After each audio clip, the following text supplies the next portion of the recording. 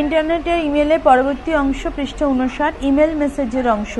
আপনারা যখন কোনো ইমেল মেসেজ লিখছেন তখন আপনার মেসেজের বিভিন্ন অংশ যেমন ফ্রম, টু, সিসি, বিসিসি এবং সাবজেক্ট ইত্যাদির সাথে কাজ করতে হবে।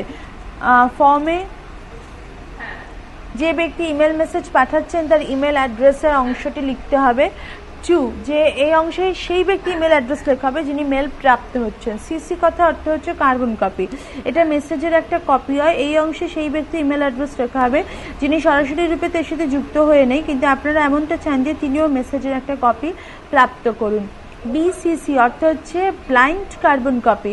আপনারা যদি একাধিক ব্যক্তিকে এই মেসেজের কপি পাঠাতে চান আর এমনটা চান যে তারা এটা জানতে না পারুন যে তার সাথে সাথে আরও অনেককে মেসেজের কপি পাঠাচ্ছে, তাহলে আপনারা এমনটা বিসিসির সহায়তা দিয়ে লাভ করতে পারবেন। সাবজেক্ট, এই অংশে আপনার ইমেল অ্যাড্রেসে ভালো এবং সংক্ষিপ্ত রূপ লেখা হয়। উদাহরণ হিসেবে আপনারা যদি ইমেলে নিজেদের রিজিউম পাঠাচ্ছেন তাহলে সাবজেক্ট সেকশনতে রিজিউম লিখবেন। মেসেজ ক্রিয়েট করা, মেসেজ লেখার জন্য আপনাদের নিম্নলিখিত নিয়মগুলি পালন করা উচিত। লেখার পদ্ধতি, আপনাদের এটা সুনিশ্চিত করা উচিত যে আপনাদের মেসেজ যেন স্পষ্ট সংক্ষিপ্ত হয় আর তাদের যেন কোনো স্পেলিং বা বানান ভুল না থাকে। সাবজেক্ট, এই অংশে আপনাদের ইমেল অ্যাড্রেসে ভালো এবং সংক্ষিপ্ত রূপ লেখা হয়। উদাহরণ হিসেবে আপনারা যদি ইমেলে নিজেদের রিজিউম পাঠাচ্ছেন তাহলে সাবজেক্ট সেকশনতে রিজিউম লিখবেন। মেসেজ ক্রিয়েট করা, মেসেজ লেখার জন্য আপনাদের নিম্নলিখিত নিয়মগুলো পালন করা উচিত। লেখার পদ্ধতি, আপনাদের এটা সুনিশ্চিত করা উচিত যে আপনাদের মেসেজ যেন স্পষ্ট সংক্ষিপ্ত, তাতে যে কোনো স্পেলিং বা বানান বা ব্যাকরণগত ভুল না থাকে। আপনাদের এর সাথে এটাও সুনিশ্চিত করা উচিত যে আপনাদের মেসেজের যেন কোনো ভুল ব্যাখ্যা না হয়। স্মাইলিজ, এই স্পেশাল ক্যারেক্টার যাকে স্মাইলিজ বলা হয় বাঁদিকে দেখানো হয়েছে, আপনারা নিজেদের মেসেজ ইমোশন প্রদর্শন করার জন্য প্রয়োগ করতে পারবেন। আপনাদের ব্যাখ্যাভাবে দেখলে এই ক্যারেক্টার মানব মুখের মতো দেখায়। যেমন ক্রাই, ক্রাইটা লেখা হয়েছে প্রথমে বিসর্গ চিহ্ন, বিসর্গ চিহ্নের পর এটি একটা অ্যাপোস্ট্রফি সাইন, তারপর একটা হাইফেন, তারপর একটা ফার্স্ট ব্র্যাকেট, এটাতে ক্রাই বোঝানো হচ্ছে।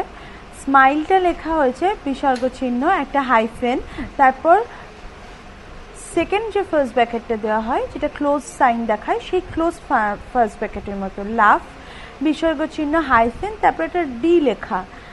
ফ্রন, বিসর্গ চিহ্ন হাইফেন, ফার্স্ট ব্র্যাকেট। সারপ্রাইজ, বিসর্গ চিহ্ন হাইফেন, ও লেখা। পিঙ্ক, বিসর্গ চিহ্ন নয়, একটা উপরে সেমিকলন সাইন হাইফেন, তারপর যে ফার্স্ট ব্র্যাকেটটা ক্লোজ সাইন দেয় সেই ফার্স্ট ব্র্যাকেটটা। Santa Claus sign, star, lesser than sign, দাড়ি, বিসর্গ চিহ্ন হাইফেন, লাস্ট ফার্স্ট ব্র্যাকেটটা ক্লোজ সাইন যেটা। Abbreviations, these are commonly used in messages to save time while typing, that is FAQ, frequently asked questions, BTW. By the way, shouting, যদি কোনো message বড় অক্ষর capital লেটার্সে লেখা হয় তাহলে সেটা পড়তে মুশকিল হয়, বোরিংও লাগে, একে শাউটিং বলা হয়। আপনারা যখনই কোনো মেসেজ টাইপ করবেন সর্বদা আপার আর লোয়ার কেস লেটার্সেই প্রয়োগ করবেন।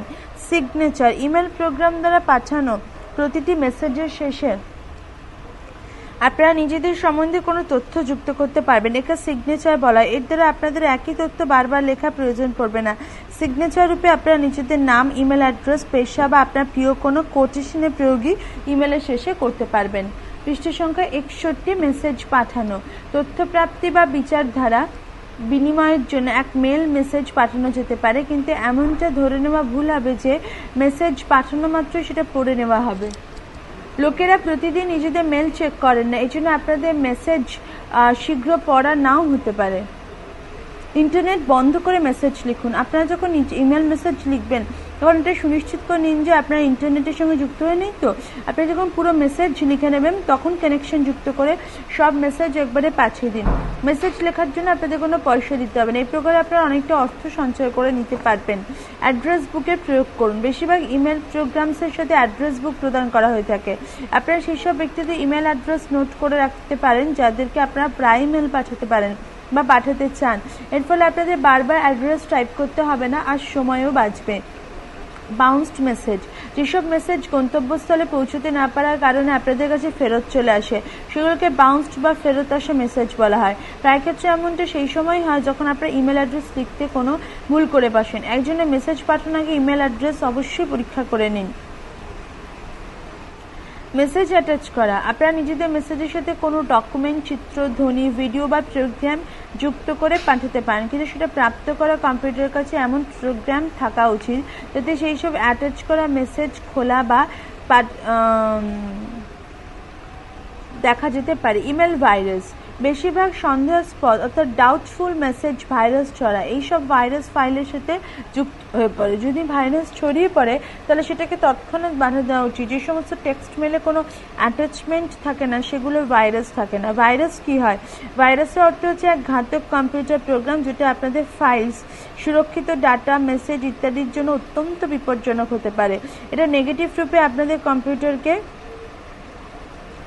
আক্রান্ত করে তুলতে পারে, যেটা আপনারা জানতেও পারবেন না, আর আপনাদের কম্পিউটারের কার্যপ্রণালী গড়বড় হয়ে পড়ে। ভাইরাস আপনাদের কম্পিউটারে মূলত 3 প্রকারের হয়ে এসে পড়ে। কোনো ভাইরাস যুক্ত ফাইল ওপেন করলে 2, কোনো ভাইরাস যুক্ত প্রোগ্রাম চালালে 3, যদি কোনো ভাইরাস যুক্ত ফ্লপি ডিস্ক আপনাদের ফ্লপি ড্রাইভে থাকে আর আপনারা যদি নিজেদের কম্পিউটার সেটার দ্বারা বুট করেন। ভাইরাসের সাধারণত একটাই উৎস হয়, ইমেলের সাথে যেটা অ্যাটাচ করা ফাইল আসে সেগুলো ভাইরাসের বাহক হতে পারে। এই জন্য ইমেলের সাথে যুক্ত যে কোনো ফাইল ওপেন করার আগে এই ব্যাপারে সুনিশ্চিত হয়ে নিন যে যেটা আপনাদের বিশ্বস্ত কোনো উৎস থেকে এসেছে। যদি কোনো অজানা উৎস থেকে আপনাদের নামে কোনো ইমেল আসে তাহলে সেটাকে খোলার আগে তখনই ডিলিট করে দিন। ভাইরাস কম্পিউটারে কিভাবে আসে? কোনো প্রোগ্রামের দ্বারা ভাইরাস প্রোগ্রাম বানানো হয়। ভাইরাস ওয়ার্ড ডকুমেন্টে লুকিয়ে থাকে, আর ওয়ার্ড ডকুমেন্ট কোনো ইমেল মেসেজের সাথে যুক্ত হয়ে থাকে। ইন্টারনেট তো সারা বিশ্বে ইমেল পাঠানোর জন্য প্রযুক্ত হয়, সেটাও লক্ষ কোটির সংখ্যা। এর থেকে সুরক্ষার জন্য সর্বদা মনে রাখবেন পৃষ্ঠা সংখ্যা 62। একবার যদি অ্যাটাচমেন্ট খুলে যায় তাহলে আপনাদের কম্পিউটারে ভাইরাস চলে আসবে। 2, যদি ইমেল প্রেরকের নাম পরিচিত না হয় তাহলে ইমেল মেসেজকে তৎক্ষণাৎ ডিলিট করে দিন।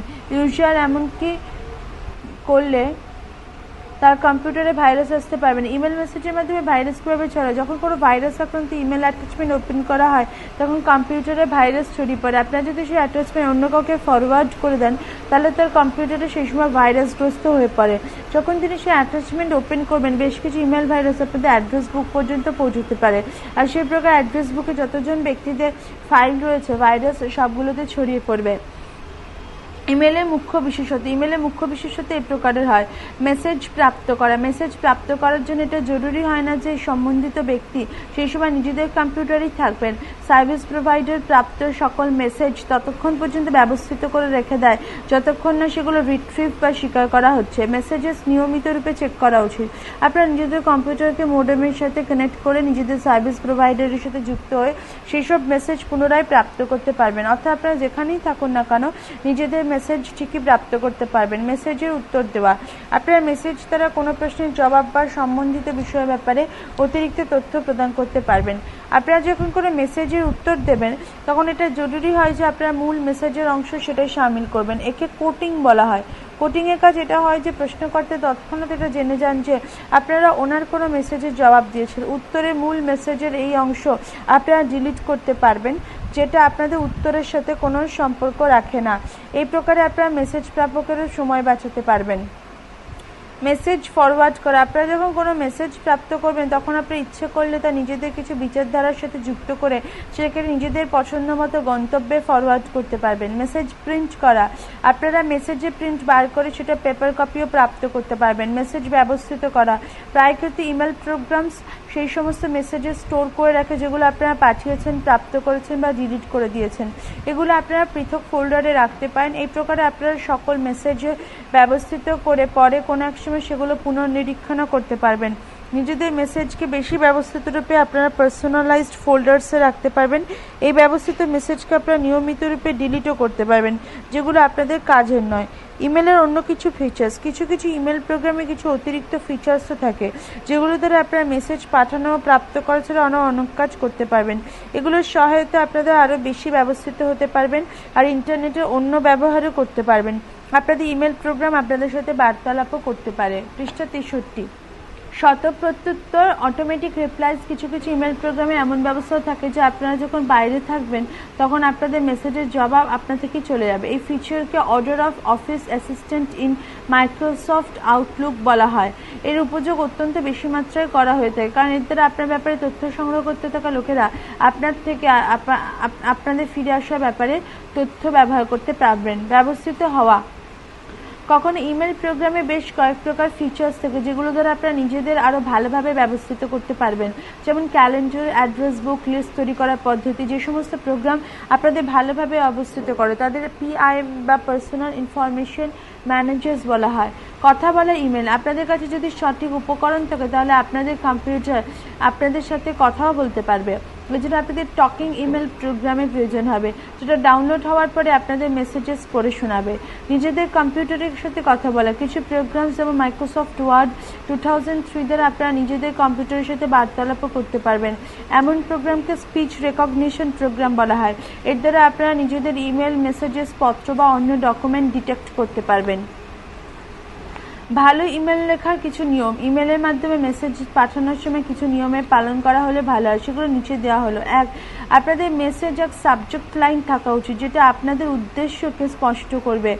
উদাহরণ হিসাবে, can you send your CD, কেবল সেন্ড সিডির থেকে অনেক ভালো হয়। 2. আপনাদের মেসেজ সরল, সাদাসিধে, সিম্পল আর মূল অর্থ কেন্দ্রিত বা টু দ্য প্রিন্ট হওয়া উচিত। আপনাদের মেসেজ এক সংক্ষিপ্ত নোট হওয়া উচিত, সম্পূর্ণ ইতিহাস নয়। 3. মেসেজ কখনই বড় অক্ষর ক্যাপিটাল লেটার্সে পাঠানো উচিত না, এমন মেসেজকে ইমেলের ভাষায় শাউটিং হিসেবে মানা হয়ে থাকে। 4.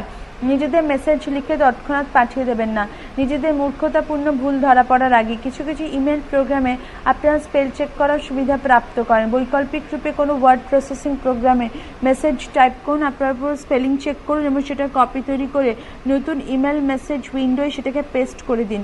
5. আপনারা যখন কোনো মজার ফানি রিমার্ক করছেন এখন স্মাইলিজের উপযোগ অবশ্যই করুন, কারণ ফোনে তো আপনারা নিজেদের কণ্ঠস্বর দ্বারা মজার স্বর স্পষ্ট করতে পারেন, কিন্তু ইমেলে স্মাইলিজের প্রয়োগ না করলে লোকেরা সেটা ভুল অর্থ ব্যবহার করতে পারেন।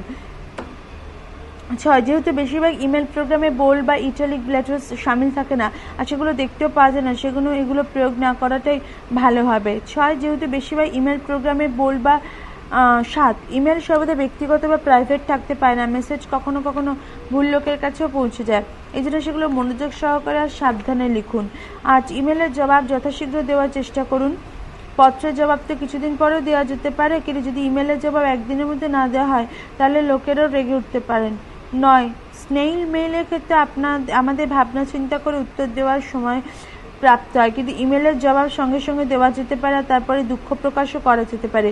আমি কি টাইপ করে ফেললাম। ইমেলের ভাষা অসাধ্য আর ক্রোধপূর্ণ মেসেজকে ফ্লেম বলা হয়, এই জন্য মেসেজে উত্তর পূর্ণ সাবধানতা বিবেকের সাথে দেওয়া উচিত। 10. আপনারা যখন কোনো ইমেলে উত্তর দেবেন বা কোনো মেসেজ ফরওয়ার্ড করবেন তখন পুরো অরিজিনাল মেসেজ তাতে সামিল করবেন না, প্রথমে মেসেজকে সম্পাদিত করারও চেষ্টা করুন। পৃষ্ঠা 64 হটমেলে ইমেল অ্যাকাউন্ট তৈরি করা। হটমেল হচ্ছে নিঃশুল্ক ফ্রি ইমেল সার্ভিস যেটা আপনাদের পার্মানেন্ট স্থায়ী ইন্টারনেট ইমেল অ্যাড্রেস প্রদান করে। মাইক্রোসফটের পরিষেবা অন্তর্গত আপনারা হটমেল দ্বারা নিজেদের ইমেল অ্যাকাউন্ট খুলে নিজেদের মেইল দেখতে পারবেন আর সেগুলো জবাবও দিতে পারবেন।